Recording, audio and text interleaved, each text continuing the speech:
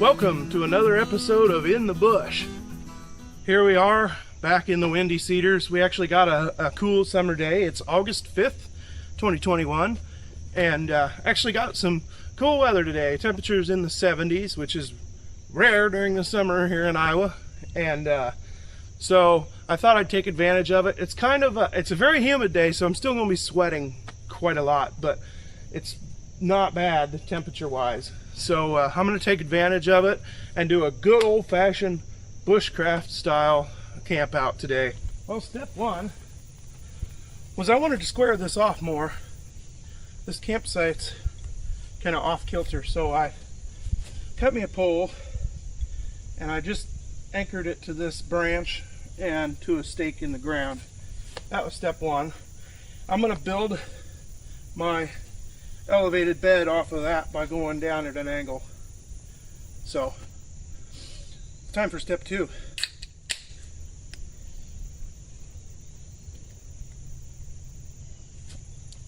Oh!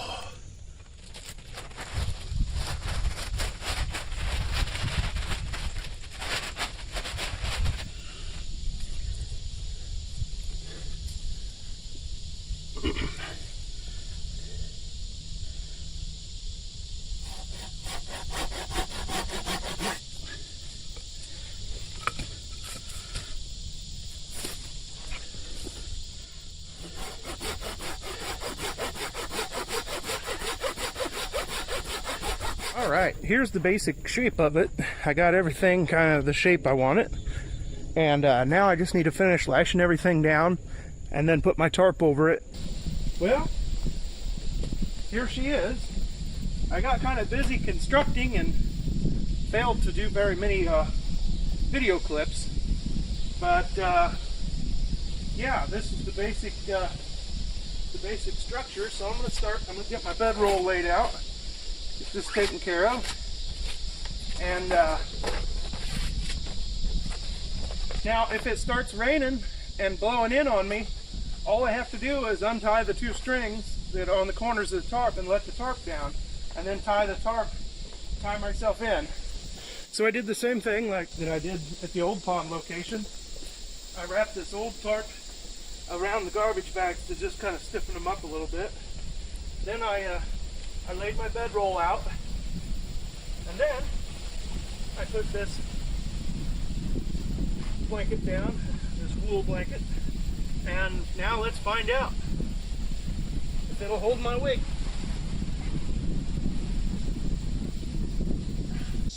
Yep, it will hold me. Feels like I'm going downhill. Okay, much better.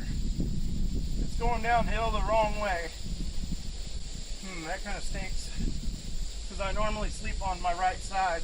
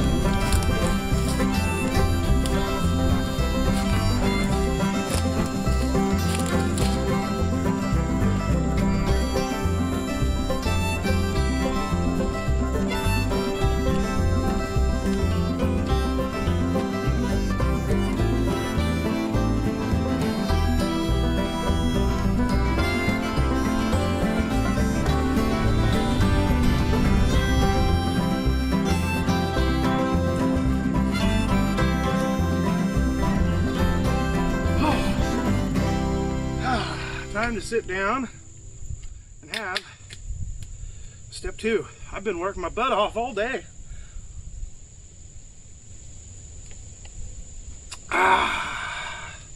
Got plenty of firewood for tonight. Fire's ready to be lit.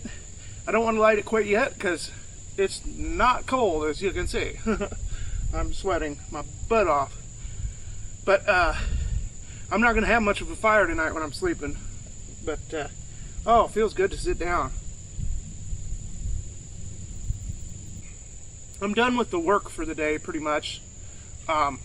It's after 5 o'clock now, and I really just want to hang out back here. So I'm going to change clothes, get cleaned up, take a little hobo shower, and then I'm going to light my fire and just enjoy the evening and get ready to cook some delicious food. I got some good stuff for tonight. Getting some good coals going for the steaks here in a little while. Got a nice wood pile for plenty of wood. I won't even use hardly any of that tonight, probably. And I got graced by the presence of little Shooter, and she brought things like food and coolers and amenities.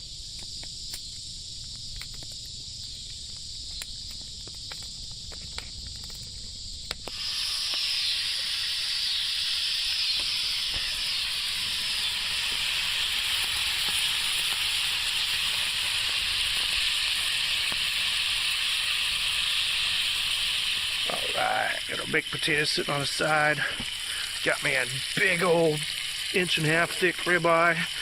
Green beans, that's what the bacon was for, folks. Green beans fresh out of my mom and dad's garden.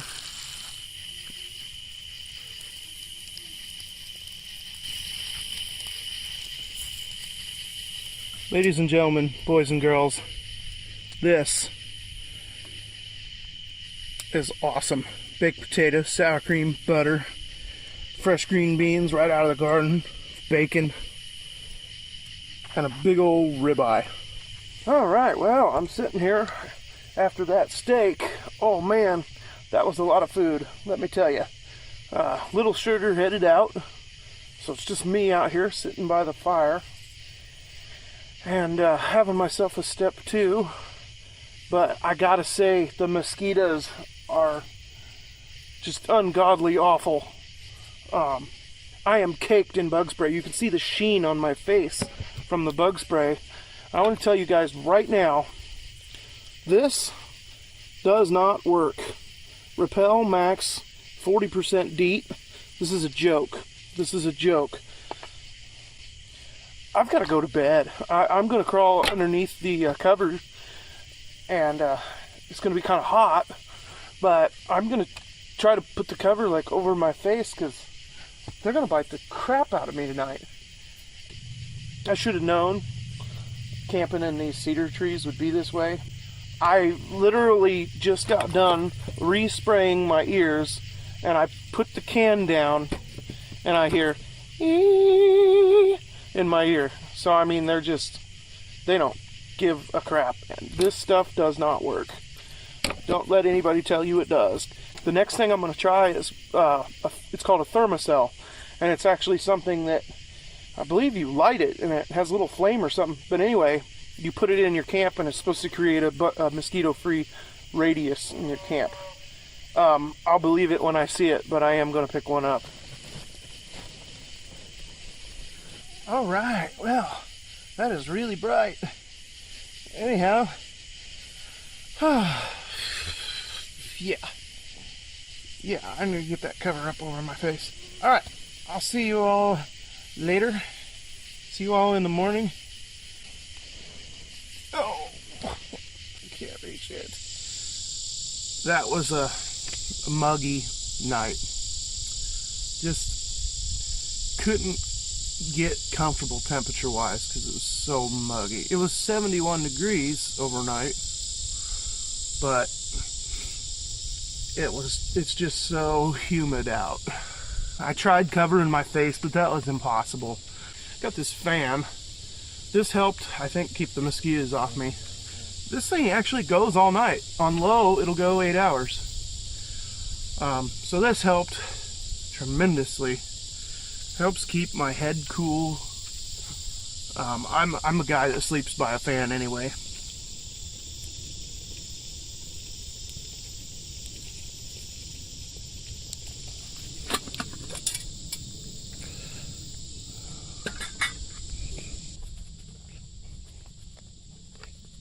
About 3 tablespoons is what I use for that amount of water, which is 500 milliliters or so.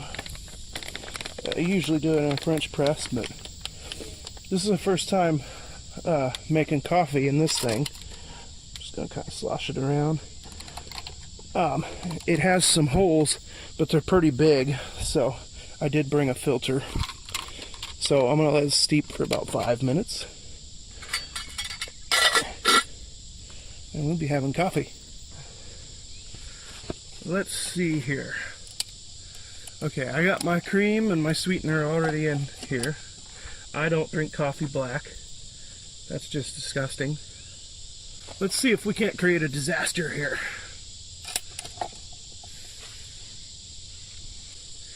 Oh, how am I going to do this without getting burned? Yep, okay, that's not going to work. And it's going to be full of grounds. So, maybe try to hold that.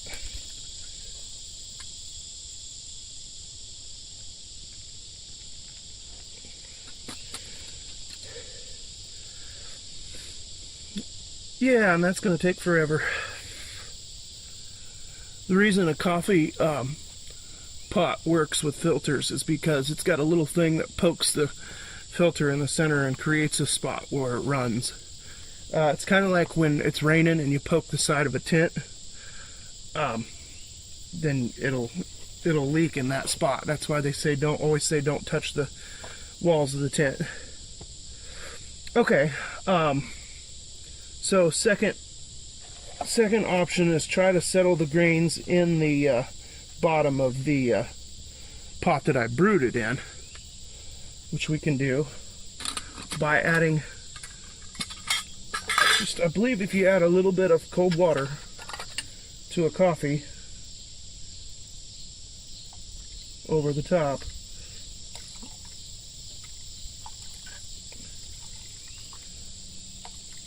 I believe I've been told in the past that it settles the grains. Helps too.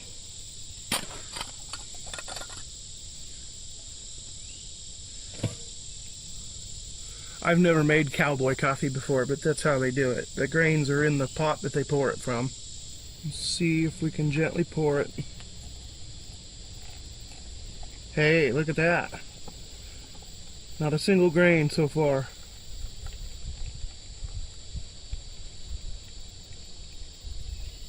Cowboy coffee.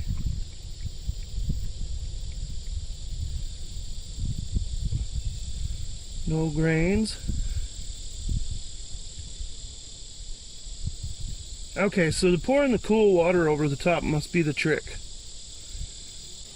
There might be a couple grains that are getting through, but it's not bad. I'm pouring it real slow as to not disturb the grains. Yeah, there's a few getting through. Now I bumped it, so.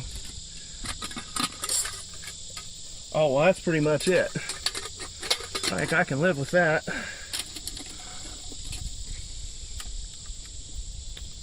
Cheers.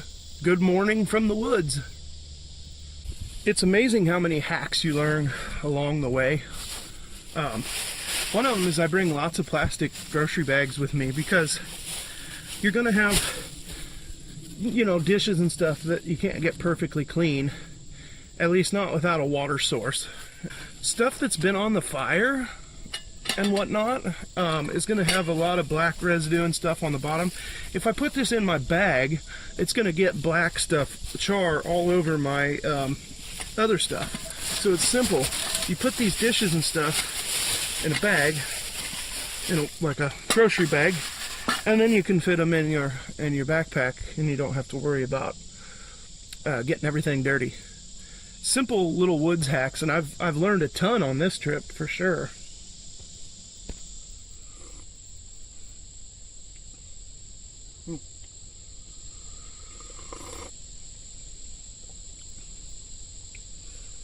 Well, this has been a really good one for learning.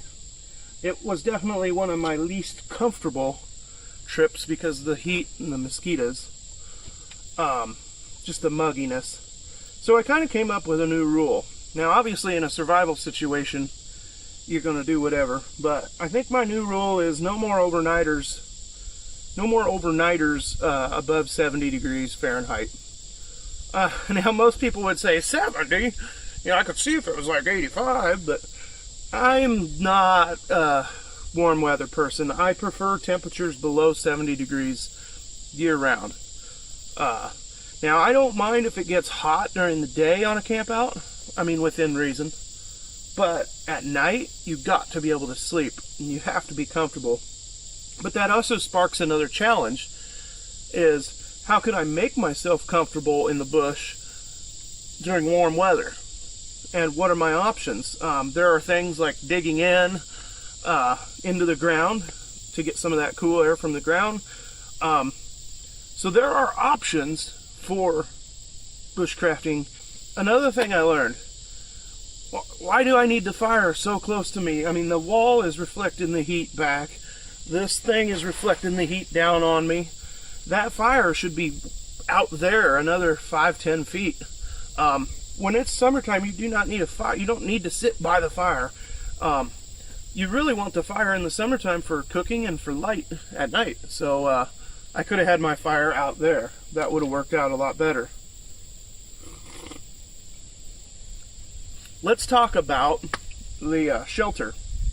I might just kind of redo the whole thing, keeping some of the parts to make it more sturdy. Another thing I don't really like to do is tie off to tree limbs like I did over there, because when you do that, that can the tree grows and it can mess up your shelter.